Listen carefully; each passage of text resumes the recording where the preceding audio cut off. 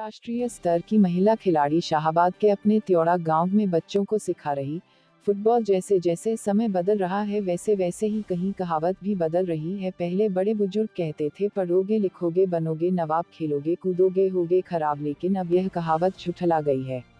अब खेलने कूदने वाले बच्चे अपने माता पिता का नाम तो रोशन कर ही रहे हैं, साथ में अपने प्रदेश व देश का नाम भी रोशन करने का काम कर रहे हैं। लेकिन कुछ खिलाड़ी कोचिंग और पैसों के अभाव में अच्छी कोचिंग नहीं ले पाते, क्योंकि गांव में ज्यादातर गरीब लोग ही रहते हैं, तो गरीब के बच्चे खेलकूद में आगे नहीं बढ़ पाते। लेकिन अब गरीब के बच्चों को आगे बढ़ाने के लिए अंतर्राष्ट्रीय स्तर की फुटबॉल के खिलाड़ी सुदेश में गरीब बच्चों को फुटबॉल के साथ साथ फिजिकल एक्टिविटी करवाने का बीड़ा उठाया है।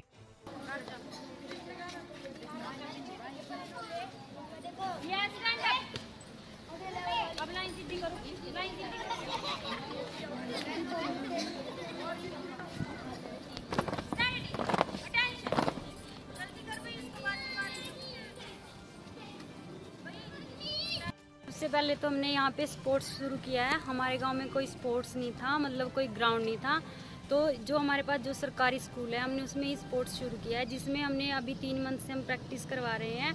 और इसके अंदर हमने ग्राउंड साफ़ किया, पहले इसको मेंटेन किया, फिर अब सर आज हम एक छोटा सा फंक्शन रख रहे हैं रन फॉर यूनिटी का। सरदार वल्लभ भाई पटेल की जो जयंती मनाई जाती है, उन्होंने 565 रियासतों को इकट्ठा किया था।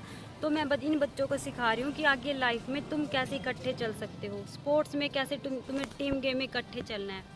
और इसके बाद जो इनकी फिटनेस है, और जो कोरोना वायरस की वजह से ये फ़ोन में सारा दिन लगे रहते हैं, उन चीज़ों से दूर हटाने के लिए कि फ़ोन से दूर आएँ, फिट रहें और स्पोर्ट्स के प्रति जागरूक हों। स्पोर्ट्स मैं बताऊँ तो आज स्पोर्ट्स का एक इंडस्ट्री बन चुका है। हर सबसे ज़्यादा पिक्चर्स देख लो आप, कोई अभी ख़त्म हुआ है, T20 शुरू हो रखा है, तो ये सारा अब मैं इन लोगों को भी से जागरूक कर रही हूँ, इन बच्चों को, कि जो मैंने सीखा स्पोर्ट्स से वो मेरी जो नॉलेज है इन तक ट्रांसफ़र हो जाए और इनका करियर बन जाए। क्योंकि हमारा गांव ये है कि मुझे पता है कि मेरे ग्राउंड का बैकग्राउंड कैसा है, कि यहाँ पे स्पोर्ट्स नाम की कोई चीज़ नहीं है। कुछ बच्चे जाते हैं हॉकी में, लेकिन उनके पेरेंट्स उनको अलाउड करते हैं, लेकिन कुछ गर्ल्स ऐसी हैं जो आज भी स्पोर्ट्स में बहुत पिछड़ी हुई हैं, करना चाहती हैं स्पोर्ट्स, लेकिन या तो पेरेंट्स की वजह से लगा लो या फिर उनकी इनकम सोर्सेज की वजह से लगा लो, वो किसी न किसी वजह से पीछे हैं।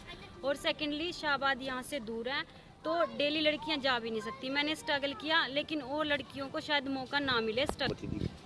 हाँ जी, मुझे जाने की अनुमति दी, मेरे साथ जाते भी थे। जब मैं छोटे होते ही मैंने स्पोर्ट्स शुरू किया था, मेरे पापा मेरे साथ जाते थे, मेरे भाई मेरे साथ जाते थे, मेरे को छोड़ के आते थे।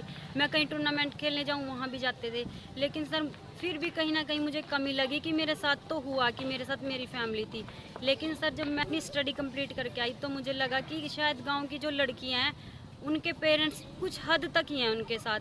अगर मैं यहाँ ग्राउंड शुरू करवाऊँगी, अगर इनको थोड़ा स्पोर्ट्स के बारे में बताऊँगी, जब ये आगे कहीं और इनको मौका मिलेगा तो ये और अच्छा करेंगे, क्योंकि इनकी फ़िटनेस इनके साथ होगी, स्ट्रेंथ इनके साथ होगी, इनके पास सर सबसे पहले तो एथलेटिक्स में क्या है कि इनकी फ़िटनेस वर्क करा रही हूँ। मेन मेरा क्या है कि फ़ुटबॉल टीम तैयार करना, और प्लस सर आर्मी की लड़कियाँ हैं। आर्मी की हमारे गाँव में कोई मतलब ग्राउंड ऐसा नहीं है कि उनकी जो आर्मी का जो फिजिकल है वो फिट हो जाए, वो फिजिकल क्लियर। फुटबॉल और आर्मी फिट फुटबॉल गेम करानी है, और आर्मी की जो तैयारी है उसकी करानी है। तो बताओगे सर जैसे कि हमारी बहुत सारी ऐसे स्पोर्ट्स होते हैं जो हमें आगे जागरूक करते हैं, जैसे स्टूडेंट्स ओलंपिक्स में मैंने भी मेडल जीता था, वहाँ से सर मुझे बहुत मोटिवेट मिला, वहाँ पे विदेश जाने का मौका मिला, जीता था सर, वहाँ पे गोल्ड मेडल था मेरा।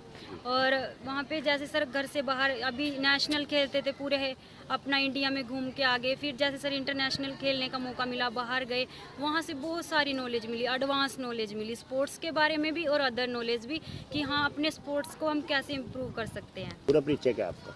मेरा नाम सुदेश है और मेरा गांव जो त्योड़ा गांव है, इसका हल्का शाहाबाद है और कुरुक्षेत्र डिस्ट्रिक्ट।